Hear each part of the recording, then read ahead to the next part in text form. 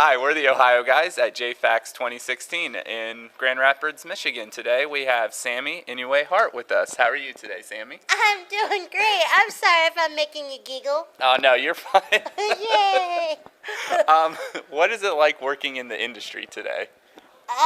It's a lot more fun now because when I first got into the industry as far as like animation, it was a real sausage fest. There was like no other girls in the studios, and it was always like girls were either delegated to like answering the phones or clean up animation. So it was kind of like, this sucks. But then for voice acting, it was a lot of fun because when I got into voice acting, it was through ADV Films in Austin, Texas at Monster Island Studios, and this was like back in '98, and nobody really knew what voice acting for the Japanimation was like, and so they actually advertised in the local newspaper to get voice actors to come in, and the newspaper ads would be like, "Hey, you want to get into voice acting for an anime? Come on over to the studio at Saturday morning at 9:30." And it's like it was like a bad used car salesman sort of ad, and you're just like, "What is this?" And so yeah, it's nobody really. There was like never. It didn't get big. I mean, now it's like everybody and their grandmother wants to get into voice acting. But at the time when I started, it's like nobody even really knew what it was. So it's like, what? You do dubbing? Is that like those bad kung fu movies? You kill my father? Mouth flap, keep going. So yeah. Very nice. Is there a favorite show or project that you've worked on before? I know, it's like picking your favorite child or... Yeah, it's really hard. I mean, I can totally just take the easy route and be like, I like them all because they all paid my bills. But I would say that the one that I took the most sacrifice for was Final Fantasy Unlimited, where I got to play the Chocobo and Cactar. Ooh. And got to play like every other monster that you can see in that show. Because I actually got offered, I got a call from the director, and he was like, "Hey, Sammy, we've got a character for you. Can you come in?" And her name's Ai. She's a cute little girl. And I was like, "Oh, awesome! Yay! I like little girls." And I walked in, and then I noticed that there was like a giant yellow bird, and I was like, "What is this show called?" And they were like, "Oh, it's Final Fantasy Unlimited." I was like, "Oh my God, Final Fantasy! Is that a chocobo? Can I be the chocobo? Please let me be the chocobo." And they were like, "No, you can't be the chocobo because the chocobo is a daily character. It's in every episode, and it'd be like we can't pay you. It's like for it to be two leads." And I was like, "I don't want to be the girl. I want to be the chocobo." And the director was like, "Are you sure?" I was like, "Yes, let me be the chocobo." So he was like, "Okay, she wants to be the chocobo." But yeah, nobody in the studio even knew what Final Fantasy was. I was the only one geeking out. I was like, "Oh my gosh, it's Final Fantasy." So. That's awesome. I would have geeked out too about that. Yeah, and I felt really weird because it's like everybody would it was like, I was like, "Don't you know Final Fantasy?" And it was like crickets. Like people just staring at me, and they were like, "It's a cartoon." I was like, "I don't care. It's Final Fantasy. Is there a Moogle in it?" "Yeah." I was like, "Can I be the Moogle too?" "No, that's a boy character." Darn. I know, right? What's it like working on Trinity Blood? Oh, that was a lot of fun. It was that was done right after Monster Island Studio ADV Films in Austin closed down. And I had actually sent over to Funimation about 300 demo reels. Oh, wow. Of all the voice actors in the Austin area, because when the studio closed down, there was about 300 voice actors that did anime in the Austin area.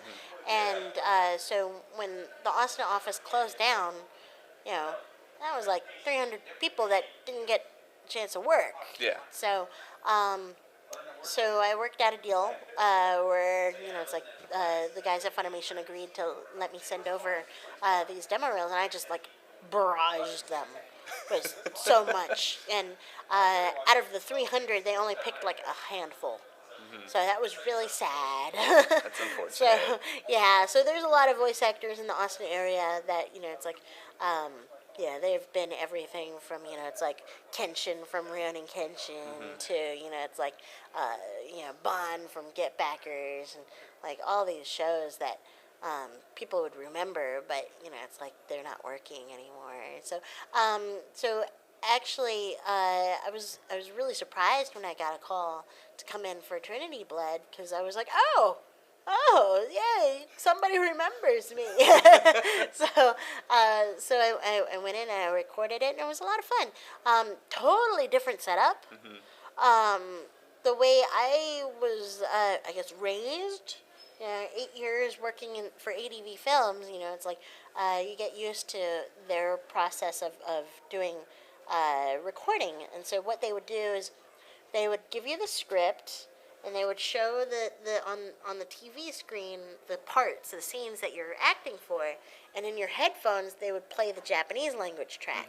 So you had to act against the Japanese track so that way you can get the flow and the sound and the quality of the Japanese, and they didn't do that at Funimation. In Funimation, they give you the and it's all computerized now. There would be a script, and they would sit there and they'd show the footage, but it wasn't like, okay, as soon as you see this image on the screen, start talking, like it was before. Instead, they'd give you the script and they'd show the scene, and you would start talking when you have the 3 beeps. Okay. And so it's like you'd hear in your headphones, beep, beep, beep, and then on the 4th imaginary beep, you start talking. And it totally threw me off. I had no idea what was going on because I wasn't hearing any Japanese, and I was like going like, "What's going on? I'm supposed to read the what?" and so yeah, that was a learning curve. It was like it's like somebody who's so used to playing, like if you were to go and play for your entire life, you're playing street hockey. And suddenly, out of the blue, they're like, "Oh, you play hockey? Come on, let's go play hockey!" And then they put on some ice skates on you, and they shove you out onto the ice, and they're like, "It's the same thing, go!"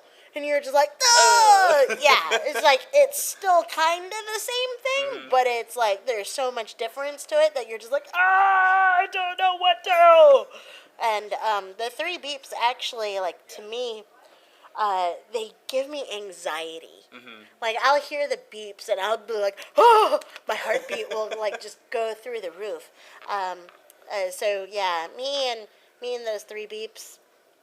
Not friends. Yeah, I don't like the 3 beeps. Just saying, it's like I would rather just listen to the Japanese and try and mimic everything that they're saying. That's another difference, is that they didn't want you to mimic the sound and the tone of the Japanese. They want you to come up with your own thing. And that was like, what? That was weird.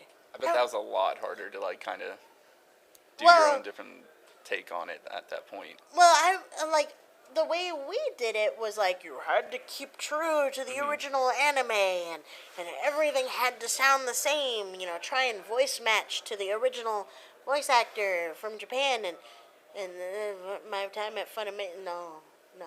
It's like you're doing something completely different, and I was like, I don't understand this. So yeah. Another question: what was it like working on Lilo and Stitch 2? Stitch Has a Glitch. Oh, we worked on our studio.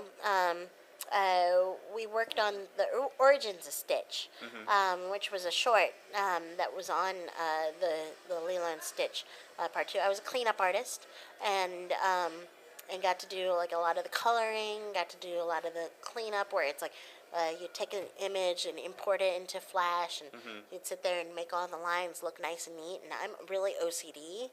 So I was like sitting there spending so much time just like going like, oh, must make this line look nice, and it's not working. And yeah, it was a lot of fun.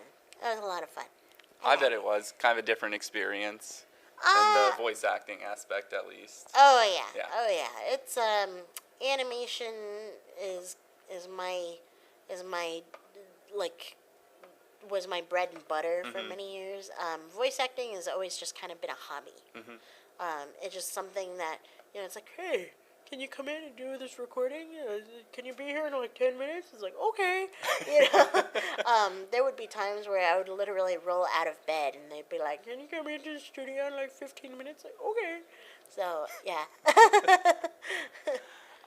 If you could be any one of the characters you voiced or animated or anything, which one you be, or would you want to mix and match kind of characteristics? Oh, man. I know, it's like the toughest question. I want to be all the big boobied characters with the 18-inch waist ones, with the big donks that are just like boom right there in your face.